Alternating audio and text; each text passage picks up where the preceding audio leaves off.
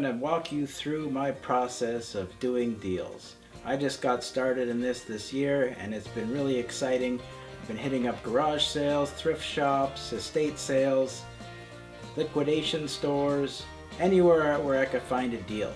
And I'm learning how to be a dealer. Star Trek book, very good condition, vintage. And this one is a more obscure book. It's from an author from Canada, and it actually has a signature inside from the author. And for $1, I thought that was a very cool pickup, and we'll see what I do with that.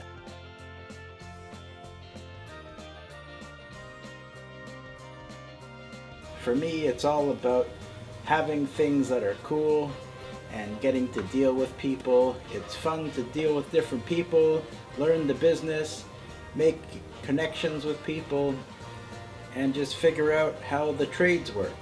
Doing trades, making deals, that's what it's all about. These were a good deal. These are for Brita filters. They're still in the box. 3-pack, they were $2 for 3. So usually these sell for $20 for a 3-pack.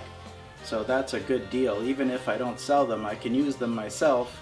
And this is like a 1.5-year supply, or I think a year's supply if you use them every few months. And so you're saving money either way. And I picked up a whole bunch of these, and that was a good find.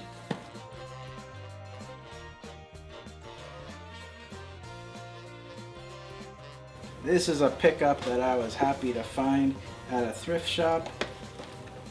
It's a kit for 5 train set models.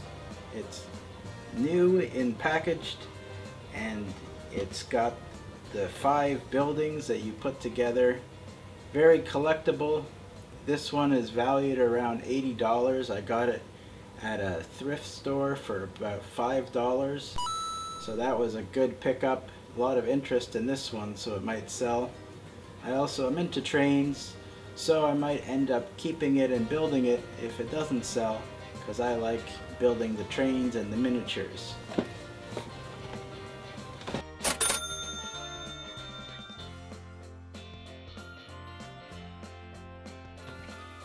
Here's another deal from the liquidation store. I got a whole bunch of new in the package OtterBox cases for phones. And normally these cost about $30 new. And I got them for $2 each. I scooped up a whole bunch of them. I only sold 2 so far. One on eBay, which ended up not making money because of the shipping. And another one I sold just for $5, so I made $3 on it. But someone else was interested in buying 3 for $20, so I think eventually I'll get my money back on these, and I thought that was a good deal when I saw them. You have to look for something that's with the new brands of phones. Sometimes people don't want the ones that are for old phones, but for a brand name like that still in the box, $2, that's a good deal, worth buying. Now I want to talk about these vintage calculators I found. I got one of these at the estate sale for I think $5, and the other one at a vintage retail store for $8. And I think these are cool because they're working and you can use them as calculators, but also they're a blast from the past. These are from I think the 70s or so, and I think these are just cool pieces to put up on the mantle and display. And also if you're using them, it's kind of a cool thing to use vintage items, because I don't know, I think there's something cool about them. I don't know if there's a lot of demand. I tried to sell them for $20 and people weren't really interested, but I'm happy to keep them because I like looking at them. It's kind of like a museum to see old technology.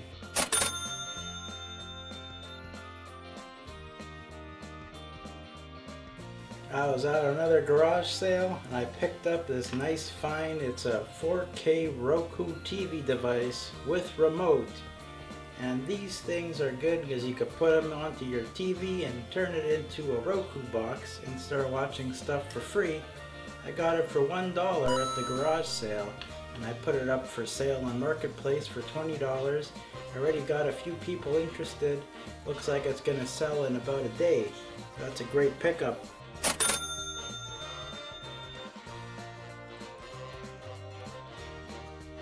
Also just got a whole box of CDs, music CDs for $20.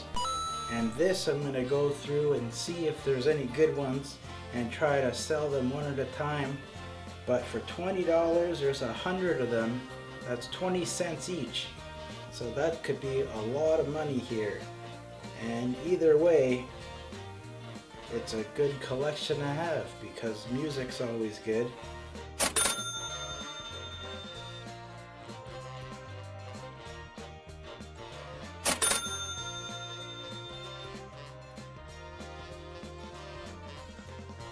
I got some of these books.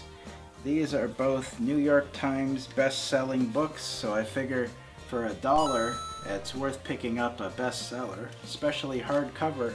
Can go for at least $5. And a manga book. Mangas are great because everyone loves them. They're fun comic book style series that are well made and usually go for $3 to $5 each, and for $1 I'm gonna take a chance. And another one is this baby earmuffs. So as someone with autism, I wear earmuffs a lot to cancel out the noise, and I know often babies have conditions as well, so everyone needs baby earmuffs for their baby when they go out somewhere loud. So this was $2, and I know these cost a lot more, and it's still in the box, so I'm gonna sell that also.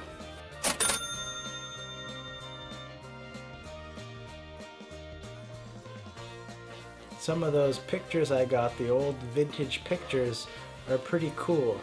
I'm gonna show you some of them here, and they're different subject matter. There's some with cats, other ones with people and babies, and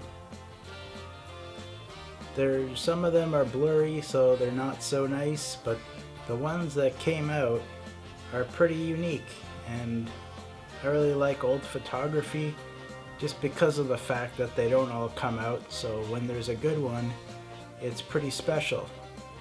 Not like today and age where you can take 1,000 pictures and you always get some good ones out of them. Back then you only had enough money for a few rolls of film, and if they came out blurry, then that's it, there's no more pictures. It's pretty rare and it's pretty special, and you get a feeling from that. So as a photographer, I really appreciate the specialness of those well taken photos that were preserved until now. It's a piece of history and a piece of art history. And as an artist, that's what I appreciate. And I think more than anything, this whole journey of buying and selling has been great for my mental health.